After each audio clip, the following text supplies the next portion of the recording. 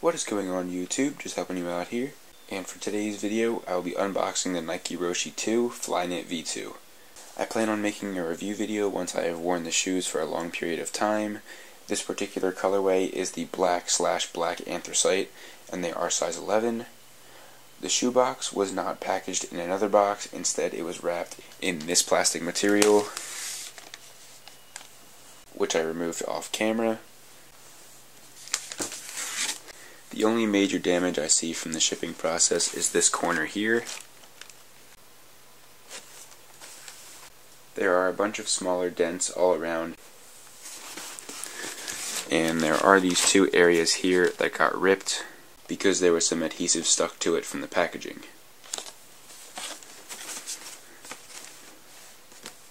There was also a receipt in the packaging. Now let's unbox the shoes.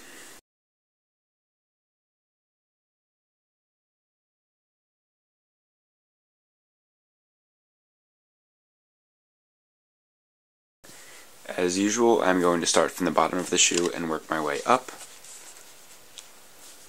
So starting with the sole, it is a dark gray color with a white highlight around all of these little sections. Some of these sections are independent, so just by themselves. Some are partly attached at the front, and some are fully attached at the front. And then there's a bunch of them that line the outer edge of the sole. On each one there is a little half sphere that sticks out, and there is a circle pattern all around.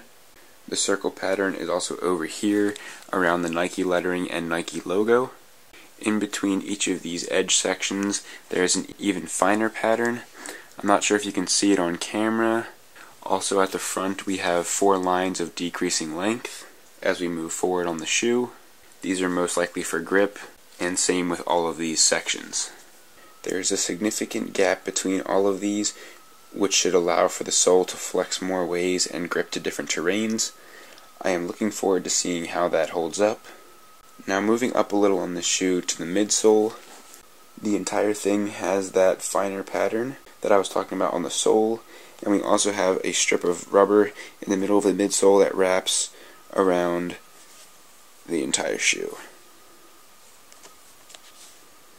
I do see some factory crease marks here, and they are kind of all over the midsole in different places. Moving up now, we are past the sole. We have rows of thick material all the way from the toe box to the ankle. So if I come up close here, you can kind of see that there's like these almost cylinder looking rows, and that goes all the way up to here.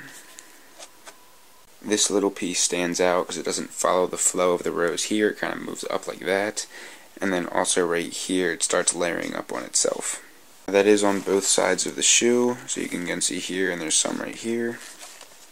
This material itself seems pretty rough, but yet it seems pretty durable. A good way to think about this is a bunch of laces just lined up in rows. That's kind of what it feels like. We have 3 colored sections. The toe box is a lighter gray, the middle section is gray, and the ankle area is black. The ankle looks intriguing to me because it's tight and stretchy, so it'll almost hug your ankle, which will probably be comfortable. So as you can see, it's kind of stretchy. The toe box and middle sections do not have a uniform color. For example, at the toe box, some areas have a lighter gray color while others are darker. In the middle section on both sides we have a black Nike logo. On the back we have a pull strap and a reflector. Now at the top of the tongue we have another pull strap with a plastic circular piece and a Nike logo. I don't know if you guys can see that, but under the laces we have a lot of ventilation holes. You can kind of see them in rows right here, and that goes all the way up to here. The laces themselves are round, and the aglets are a dark see-through material, and the grommets are just a looped piece of string. Now for the inside we have a shoe tree with an M on it. This might mean medium, I'm not sure. If you know, leave it in the comments below. Under that we have a black insole with a white Nike logo and lettering. And there's a size tag. And all the way in here we have some tissue paper to help keep the shape of the shoe. Now you can see that this material is very stretchy and it can take a lot of forms, so it should be able to form to your feet quite well. I can't take the insole out because there is adhesive keeping it in the shoe, but it feels pretty thin, but also soft and memory foam-like. Overall, I can't think of any issues these shoes will have based on what I see right here. On the other hand, I am looking forward to the features that seem to make the shoe comfortable, and I am looking forward to seeing how grippy the sole really is. So that's it for this video. If you enjoyed it, please drop a like, leave a comment if you have a question or an idea for a future video, and lastly, please don't forget to subscribe and tell your friends about my channel so I can grow and help more of you guys out. I'm just helping you out. See you in the next video.